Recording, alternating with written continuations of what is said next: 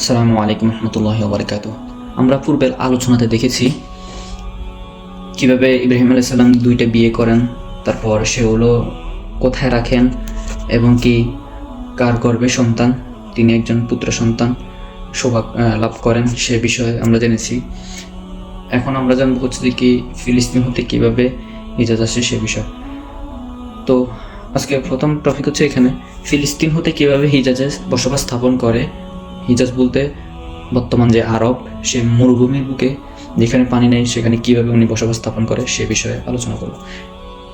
তো উনি হচ্ছে যে কি ওনার স্ত্রী এবং কি তার সন্তান ইসমাইল এবং কি হাজরাকে নিয়ে ফিলিস্তিন হতে হিজাজের দিকে রওনা করেন আল্লাহর নির্দেশে অবশ্যই।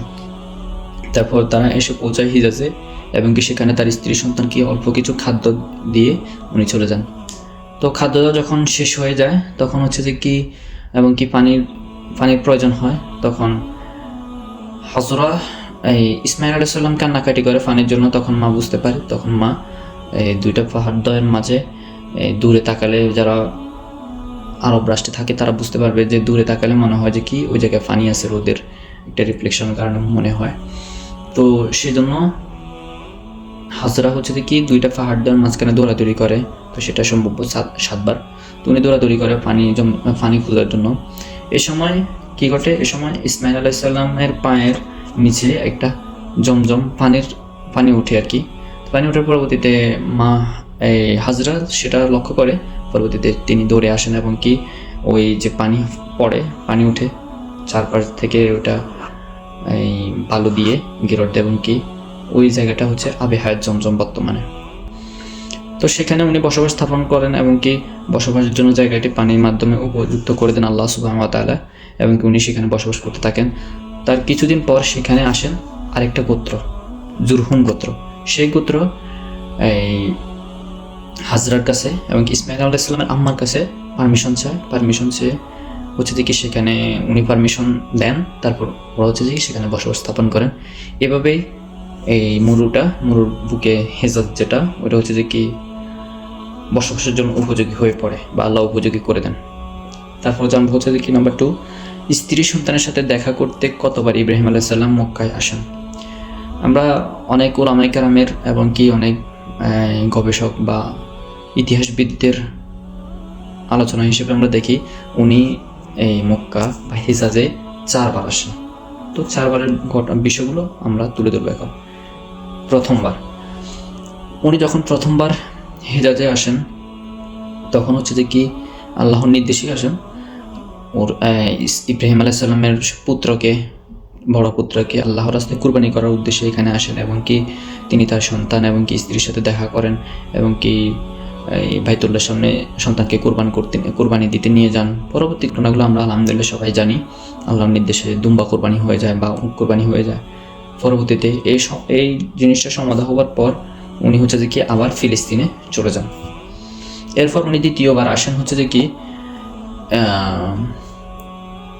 ইসমাইল আলাইহিস সালামের যৌবনের পদার্পণের সময়।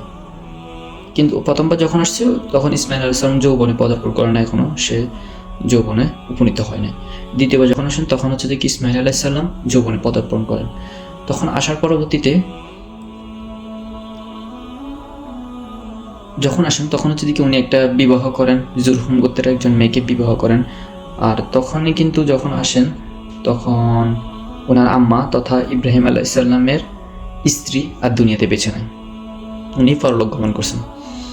এমত অবস্থা আসেন এবং কি তিনি তার ছেলে এবং কি স্ত্রীর খোঁজ খবর নিয়ে জানতে পারেন যে স্ত্রী দুনিয়া থেকে বিদায় নিয়েছেন এবং কি ওনার ছেলে একটা বিয়ে করেছে জুরহুম গোত্রের মেয়ে। তখন ছেলে ছিল ইসমাইল আলাইহিস সালাম ছিল বাইরের কাজে। তখন মেয়েকে বললো, ওই স্ত্রীকে বললো যে মা এভাবে আমি এক জায়গা থেকে সফর যাচ্ছি, আমাকে একটু পানি দাও, তারপর বা এরকম কিছু। তো উনি বলার পরবর্তীতে জিজ্ঞেস করলো যে তোমাদের কি অবস্থা, তোমাদের পরিবারের সুখ শান্তি কি, এরকম জিজ্ঞেস করলো। পরবর্তীতে ওনার স্ত্রী হচ্ছে যে কি ইসমাইল আলাইহিস সালামের স্ত্রী নারাজ এবং কি আল্লাহর সন্তুষ্টি আদায় করে নাই। সেক্ষেত্রে আমরা দেখতে পারি ইব্রাহিম আলাইহিস সালাম যাওয়ার সময় বলে গেছে, তোমার হাজবেন্ড যদি কাজ করে বাসায় আসে তখন তাকে বলবা যেন ঘরের চৌকাঠটা যেন পরিবর্তন করতে। এটা আমরা দেখতে পাই। তখন ইসমাইল আলাইহিস সালাম যখন কাজ থেকে বাসায় ফিরেন, তখন দেখা যায় যে কি উনি বিষয়গুলো খুলে বলেন ওনার স্ত্রী, এবং কি বলে না, উনি যাওয়ার সময় বলছে যে কি এই যেন ঘরের চৌকাঠ পরিবর্তন করার জন্য বলছে। তো এই বিষয় আমরা দেখতে পারি। তো তার পরবর্তীতে উনি বুঝতে পারেন যে ওটা ওনার বাবা ছিল, তো উনি ওনার প্রথম স্ত্রীকে তালাক দেন। তো তৃতীয়বার আগমন আমরা দেখতে পারি, তৃতীয়বার যখন আবার ইব্রাহিম আলাইহিস সালাম এই ফিলিস্তিন থেকে মক্কায় আসেন, তখন দেখা যায় ইসমাইল আলাইহিস সালাম বাহিরে কাজে ছিল সেম আগের মতোই। ওনার দ্বিতীয় স্ত্রী, উনি আরেকটা বিবাহ করেন, দ্বিতীয় স্ত্রী হচ্ছে যে কি বৃদ্ধ লোকটিকে খাবার দেয়, বিভিন্ন মানে পর্দার আড়াল থেকে দূর থেকেই কথাবার্তা বলে, যাই হোক। এর পরবর্তীতে উনিও জিজ্ঞেস করেন, মা তোমরা কেমন আছো? তো ইসমাইল আলাইহিস সালামের স্ত্রী আল্লাহর শুকর আদায় করে, সবকিছু প্রশংসা চিত্তে আল্লাহর শুকর আদায় করে বলে, তখন ইব্রাহিম আলাইহিস সালাম খুশি হয় এবং কি বলে, তোমার হাজবেন্ড যখন বাসায় আসবে তখন বলবে যেন ঘরের চৌকাঠটি বহাল রাখা হয়। এর প্রেক্ষিতে যখন ইসমাইল আলাইহিস সালাম কাজ করে বাসায় ফিরেন, তখন তো ইব্রাহিম আলাইহিস সালাম চলে গেছেন এই ফিলিস্তিন। বাসায় আসেন তখন হচ্ছে যে কি বিষয়গুলো খুলে বলেন। এমনি একজন বৃদ্ধ লোক আসছে, উনি তখন বুঝে গেছে যে এটা হয়তো আমার বাবা। হ্যাঁ, এটা আমার বাবা আসছে। তারপর বললে, হ্যাঁ কি বলছে তোমার, আমার বাবা সুন্দরভাবে ব্যবহার করছো কিনা? হ্যাঁ বলে যে হ্যাঁ, উনি যাওয়ার সময় বলে গেছে যে এই ঘরের চৌকাঠটি যেন বহাল রাখা হয়। এর প্রেক্ষিতে উনি ইসমাইল আলাইহিস সালাম বললো যে আমার বাবা বুঝিয়েছে যেন তোমাকে কোনোদিন ছাড়ানো হয়, তোমাকে যেন ঠিকভাবে ধরে রাখা হয়। এটা আমার পিতা তোমার প্রতি সন্তুষ্ট হয়েছেন বা খুশি হয়েছেন। আর চতুর্থ আগমন আমরা দেখি, চতুর্থ আগমন যখন ঘটে, তখন হচ্ছে কি ইব্রাহিম আলাইহিস সালাম যখন আসেন, তখন কাবার পাশে জমজম কূপের পাশে একটা গাছের নিচে দেখা যায় যে কি ইসমাইল আলাইহিস সালাম বসে বসে তীর বানাচ্ছেন। তখন বাবাকে দেখতে পেয়ে দুজনেই একজন একজনকে চিনে, তো দূর থেকে আবেগে আপ্লুত হয়ে পড়েন এবং কি কোলাকুলি করেন, আবেগে আপ্লুত হয়ে দুজন কান্না করেন এবং কি জড়িয়ে ধরে রাখেন, চুমু খান। এর পরবর্তীতে বাবা ছেলের এই কুশল বিনিময়ের পরবর্তীতে আল্লাহ তাআলার নির্দেশে কিছুদিনের মধ্যে কাবাঘর নির্মাণ করা হয়। বর্তমান যে মক্কা কাবা, সেটা নির্মাণ করা হয়। তো আজকের এখানে সামারি করলে আমরা বুঝতে পারি, আজকে আমরা যে জিনিসগুলো বুঝেছি সেটা হচ্ছে কি ফিলিস্তিন থেকে কিভাবে হেজাজে এসে এই জায়গাগুলো বসবাসের মতন উপযোগী হয়। তারপর স্ত্রী সন্তানের সাথে দেখা করতে তিনি কয়বার আসেন, এই বিষয়গুলো আমরা জেনেছি। ইনশাআল্লাহ পরবর্তী এতে আমরা অন্য বিষয়গুলো জানবো। আসসালামু আলাইকুম ওয়া রাহমাতুল্লাহি।